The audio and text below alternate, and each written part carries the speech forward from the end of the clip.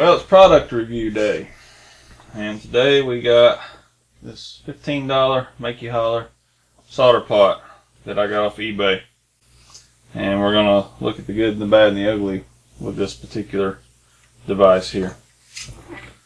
Alright, so I ordered this. It's $15 and it's made in China, and I really just wanted to see if this was worth having. I needed one here in the lab at my house. I'm comparing this with my Essa Co Model 12. This is one I have at work, and I've had this for years, and it works like a champ. This is American made, and I'll just kind of go through the differences I've seen already. I did fill this up and use it a little bit. This one, like I said, I've used this for probably 5 years, and it has never given me any trouble. I want to look at the appearance of these. Does this look like a professional unit right off the bat? And I think it kind of does. I don't know about the blue, but Essa Co has a blue color too, and they're top of the line. It looks pretty sound. It feels pretty sound. It came right on, worked just like it said. It is very Chinese, but it does work. As you can see, they've actually spelled model wrong. The instructions, they give you 1 page of instructions. It is very much written in Chinglish, but you can read it and decipher enough to really know how it works. A true comparison would be actually to an Essa Co Model 12T, because it has a thermostat on it, and this one has a thermostat on it, but this is all we've got to compare to. It's $15, like I said. It's going to cost you another 20-30 bucks for solder. I think it holds about a pound, a little over, of solder, which that's going to be about the same as this. But I did look this up today. It's been a while since I bought this. Cheapest one of these Essa Co Model 12s I could find on the internet was about $150, and this one was $15. So that right off the bat for a beginner, I think it's going to do it for you. This thing heated up quickly. You turn it on high initially, like most solder pots that have a thermostat. American Beauty, Essa Co, all those have the same. You turn it on high, let it heat up about 3 minutes, you turn it down. It does have a switch, which I like. My Essa Co does not. You just plug it in, and the switch is lighted. It's got a dummy light to tell you, hey, this is on. The one thing I noticed right off the bat that I absolutely hate about this unit, though, is this cord comes out of the front.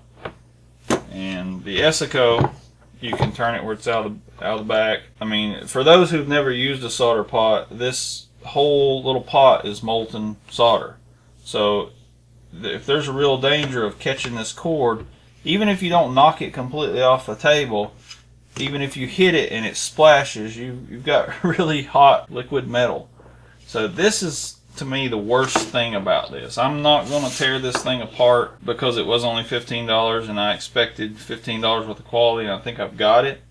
So I'm not going to really rip into this thing. I don't like this cord being up front. And the logical thing would be to turn it around backwards, which puts you reaching over it to turn it off, over the hot area to turn it off. But this is the only solution I see to that. Not totally inconvenient, but as you can see on, this is a table I use here. And by the way, these do get really hot. It doesn't, the Essa Co instructions warns you to put it on sand or some sort of heat resistant surface. The instructions with this does not. But I just use one of these tiles that I get at a hardware store to set it on to keep it from getting this surface too hot. But as you can see on this table, if I ran this with the switch out front, this cord is right where I'm going to get tangled in it. Knock something, splash it, ruin another tool, get it on me, catch a table on fire or something. So it's going to have to go this way. And I'm harping on this cord a lot because I really dislike this cord coming out the front. And there's no real way to reroute, because everything's fits in a nice compact unit. So that's just the nature of the beast. But for $15, you still can't really fault it that much. The controls on this feel really good. Everything is good, positive click, good smooth operation. I did take this apart. The solder joints in here are a little questionable. They're definitely Chinese. This area here is particularly sharp. I think some attention could have been paid more to that. But as I keep saying, $15. You can't really rip into this too bad for $15.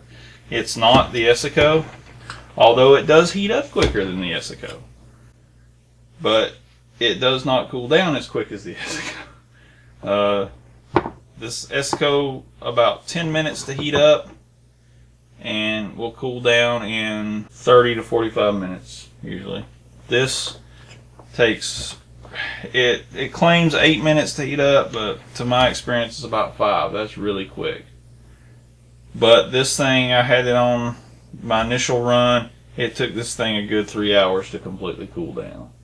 It retained that heat really bad. So you're looking at an immense cool down time for some reason with this unit. Overall, I'd say for $15, and I got this off of eBay, for $15 I would say get one. You can't go wrong with this unit.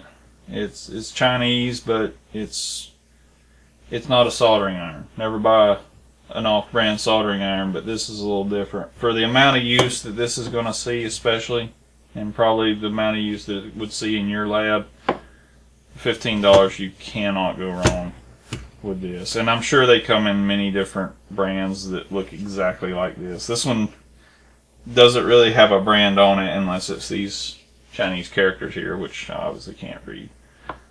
It just has the model number and a few other random little things on. But it is metal. It's an all metal construction.